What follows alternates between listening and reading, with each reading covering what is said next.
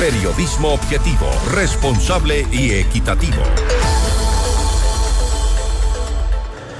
Y luego de su tratamiento en la Comisión de Desarrollo Económico, la ley de alivio financiero irá a segundo debate en el Pleno de la Asamblea Nacional. El futuro de esta normativa se conocerá el miércoles 4 de diciembre.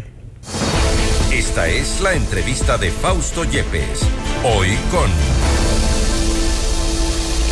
El contacto a esta hora es con el abogado Pedro Velasco, asambleísta por Avanza. Aprobado el informe de ley de alivio financiero. ¿Cuáles son las ventajas? ¿En dónde está también la discusión, el debate dentro del legislativo? Vamos a hablar sobre este tema. Asambleísta, gracias por estar con nosotros. Bienvenido. Buenas noches, estimado Fausto, con mucho gusto compartir con usted. Hay algunos temas críticos respecto de la ley de alivio financiero, asambleísta. Uno de los principales es el tema de las condonaciones de algunas deudas. Incluso esto ha sido cuestionado porque es un momento en el que el país, el Estado, el gobierno como tal, requiere de más recursos y pues lo que está haciendo es precisamente no recaudarlos. Sí, en efecto, estamos creo que cayendo en lo que siempre se ha cuestionado, porque hemos escuchado voces en la Asamblea de que basta de condonaciones, de remisiones, de perdón, de olvidarse deudas, y hoy estamos volviendo a lo mismo, y algunos colegas asambleístas parece que se están olvidando de aquello. Hablar de dejar en cero las obligaciones pendientes de casi unos 25 años atrás. Imagínese cuando hubo el tema de la crisis bancaria, del feriado bancario, es decir, antes del año 2000. Hoy se lo quiere retomar nuevamente y fue puesto a última hora en este proyecto de ley para que prácticamente queden en cero esas cuentas, inclusive en la banca cerrada. No sé en qué esté ayudando o a quién está dirigido ese tipo de beneficios, cuando pueden incluirse otros que son importantísimos y que nosotros inclusive los habíamos puesto por escrito para que los considere, para citarle uno de ellos. Habíamos pedido que se tome en cuenta el tema de la banca pública, banca privada y de los miembros de la economía popular y solidaria, que son las cooperativas de ahorro y crédito. ¿Para qué? Para que no se les cobre inmediatamente los valores que no lo pueden hacer y que se dé un plazo perentorio prudente y se puedan reactivar la economía. Apenas terminamos de salir nosotros de la pandemia y entramos en una crisis energética, crisis económica, porque los negocios no pueden subsistir o no tienen posibilidades de desarrollarse porque no hay energía eléctrica y muchos de ellos dependen de ello, pero no se hace nada. Se toman en cuenta ese tipo de otras supuestas alivios que no van a colaborar absolutamente en ese proceso de reactivación. Por lo tanto, esta observación es muy contundente, el volver nuevamente a lo que siempre se ha cuestionado. La asambleísta del oficialismo, Valentina Centeno, ponía en su cuenta de X algunos de los supuestos beneficios o lo que ellos consideran como beneficios dentro de este paquete de reformas propuestas. Por ejemplo, y ahí se habla de eliminar las deudas por créditos educativos a estudiantes con discapacidad y los intereses para el resto de estudiantes.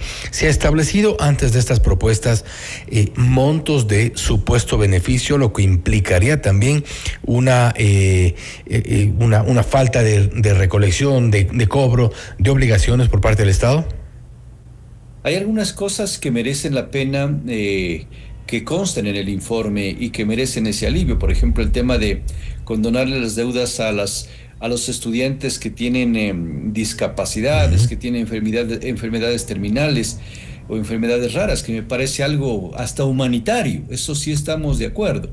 Pero no se nos estableció y no se nos presentó en la comisión informes oficiales de parte de los organismos técnicos diciendo cuánto es el beneficio, cuántas personas, cuál es el monto global. Solamente se lo anunció verbalmente, y revisen la grabación de la sesión en donde se dijo: me lo dieron verbalmente, pero no me han entregado documentadamente la información que se requiere. Por lo tanto, si nosotros vamos a beneficiar a un segmento de la población, por lo menos veamos cuál va a ser ese impacto. Y el impacto es importante, porque si queremos nosotros ese respiro, ese alivio financiero, debemos ver a qué segmento de la población va orientado y cuántas personas verdaderamente son los que necesitan beneficiarse. No vaya a ser que dentro del caso que analizábamos hace un momento, de ese tema de la banca cerrada desde el feriado bancario, vayan a ver camuflados personas que estaban acostumbradas siempre a no pagar, esperar que llegue una asamblea, que llegue un proyecto de ley y se refundían por ahí. ¿A qué? A que los beneficien con remisiones, con condonaciones. Y eso ha venido pasando. Es decir, el país ya no puede seguir viviendo de este tipo de tratamientos de deudas que a la postre perjudican a todos los ecuatorianos. Más aún, si hablamos de la seguridad social, en donde sí hay algunos asuntos importantes, pero en la seguridad social también hay que entender que son recursos que nos pertenecen a todos los afiliados. No puede haber tanta generosidad con recursos que son ajenos, porque nos pertenecen a quienes hemos venido aportando durante todos los años de trabajo esos valores. Y si querían un respiro, un alivio financiero, hubiese sido importante que se incluya un artículo, una disposición fundamental en donde se pongan al día con las deudas que están pendientes a la seguridad social. ¿Por qué? ¿Por qué digo esto? Porque si tienen los recursos, hay la liquidez, se pueden adquirir medicamentos que actualmente quienes concurren a las citas médicas tienen que comprar de su propio bolsillo los medicamentos, los insumos, los reactivos para los laboratorios, en fin. Entonces, esos son los alivios que se necesitan. Ahora, sí es importante, y usted lo que menciona, por ejemplo, respecto al seguro social, es un tema que sin duda, o al menos debería preocupar a las autoridades del seguro social. Por ejemplo, la reestructuración de créditos hipotecarios, lo cual no parece tan grave. Al final habrá el cobro de las obligaciones como corresponde. No estaría por demás una reestructuración en este caso. No obstante, se trata, por ejemplo, reformas que podrían bien ser asumidas o incluso ya resueltas por el directorio del IES, por un lado, en caso, por ejemplo, también de los procesos coactivos, pero estamos de alguna forma remando en contra de los intereses de algunas instituciones. Hablamos del BIES, hablamos del IES, hablamos del Servicio de Rentas Internas, hablamos de Ban Ecuador, por ejemplo. Ya se habló también en su momento de las juntas de aguas. Es importante señalar esto porque son todas las entidades que de alguna forma requieren de estos recursos, requieren de una gestión incluso más eficiente de cobro, pero lo que se está haciendo es expresamente lo contrario. Y eso es preocupante. Para que exista un alivio debe haber al mismo tiempo una medida que ayude a esa reactivación. Es decir, si yo veo que a mí me han perjudicado, para citarle un caso, en el tema del servicio de Internet, en el tema de las planillas de energía eléctrica, ¿cuál va a ser la medida reparatoria para que me dé ese alivio económico a quienes ha sido perjudicado? No existe. En el tema del BIES, lo que se va a hacer es un poco alargar la agonía. ¿Usted piensa, Fausto, con el mayor respeto y a la ciudadanía, que en 3-4 meses se van a solucionar los problemas? Es decir, se suspenden los procesos coactivos por 3 o 4 meses y al 5.º mes ya le viene la obligación que tiene de cancelar esas obligaciones que no lo ha podido pagar en varios meses y en varios años. Van a hacerlo en 4 meses. Eso es engañarnos. Yo pienso que aquí tiene que trabajarse con seriedad.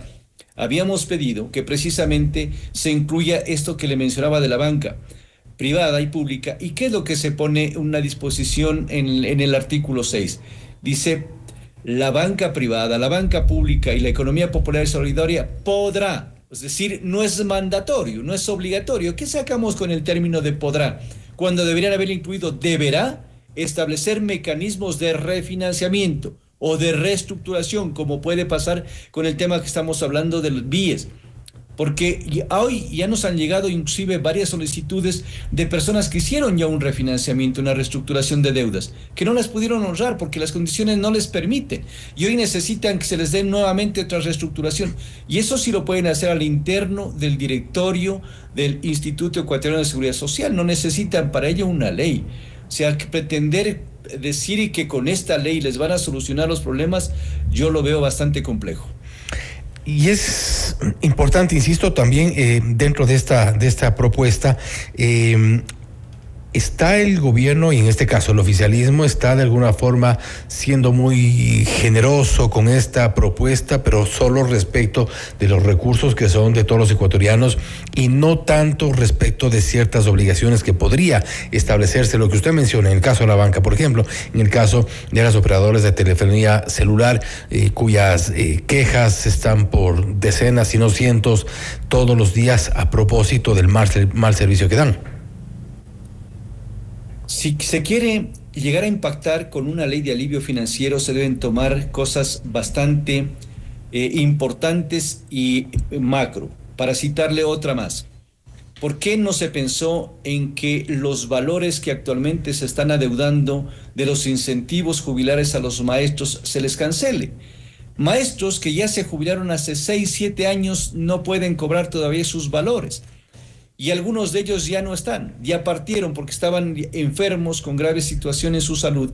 Entonces, ¿de qué alivio hablamos?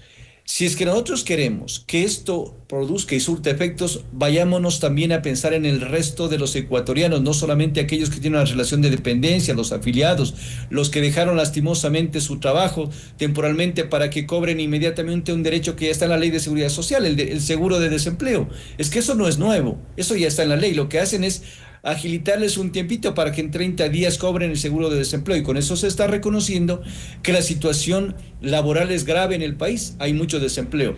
Habíamos planteado nosotros que se establezca un IVA diferenciado para las provincias fronterizas. Esa sería una ayuda formidable. ¿Por qué? Como se lo hizo con la ley de turismo, para que el presidente de la República pueda establecer en determinados tiempos una reactivación económica de las actividades turísticas de hasta un 8% del IVA. Si queremos combatir el contrabando, que tanto es lo que se habla en muchos foros a nivel nacional, una forma es bajando ese IVA para hacernos competitivos con nuestros vecinos que están aquí al frente, Colombia, Perú, en fin. Entonces, esas son formas de impactar con un alivio financiero. Caso contrario, usted mire todas las propuestas, sí hay algunas cosas que nosotros podemos ver que tienen un contenido humano, pero muchas de esas van a llegar a muy poca población, y lo que necesitamos es que el país se reactive, que el Ecuador entero tenga ese alivio, no determinados sectores. Y preocupan los tiempos, el momento, la coyuntura, por ejemplo. No estamos frente a una demagogia preelectoral, y esto podría ser determinante ya a la hora de debatir y eventualmente aprobar esta ley en el Pleno de la Asamblea Nacional, porque la coyuntura electoral quizá podría ser determinante, como digo, en este proceso. El Ecuador no puede vivir solamente de ofertas, de promesas o de temas coyunturales con vísperas a las elecciones del mes de febrero. Estos temas deben ser tratados con absoluta y total responsabilidad y seriedad. Debe decir, miren, ecuatorianos, nosotros reconocemos que ha habido crisis, que ha habido problemas muy fuertes en el tema de la economía, que hay desempleo, que hay subempleo, que las economías no se pueden solventar en 2 o 3 meses, y por ello nosotros establecemos un plan para que se reactive la economía, para que se genere trabajo, para que puedan ustedes honrar sus deudas. Si no hay capacidad de pago, entonces ¿de qué alivio podemos hacerlo? Por lo tanto, yo creo que si es que hay esas intenciones vísperas a las elecciones del 2025, no creo que vayan a tener el eco que todos anhelamos. Veamos qué es lo que ocurre más adelante, y también, por sobre todo, que se sinceren los datos, la información respecto del beneficio que realmente puede implicar la aprobación de ciertas propuestas que podrían ser en inicio demagógicas. Asambleísta, nuevamente gracias por haber estado con nosotros. A usted, Fausto, muchas gracias. Una feliz noche. Gracias nuevamente al abogado Pedro Velasco, asambleísta por Avanza, hablando sobre el informe de la ley de alivio financiero. Ha sido aprobado y ya listo para el segundo debate, que está previsto para el próximo 4 de diciembre. Algunas de las propuestas que no se sostienen, al menos con la información que de primera mano se tiene. Lo que se exige, por supuesto, es información más detallada, más amplia sobre los beneficios que eventualmente podrían tener estas propuestas. Esto es Notimundo Estelar, siempre bien informados. Usted está escuchando Notimundo.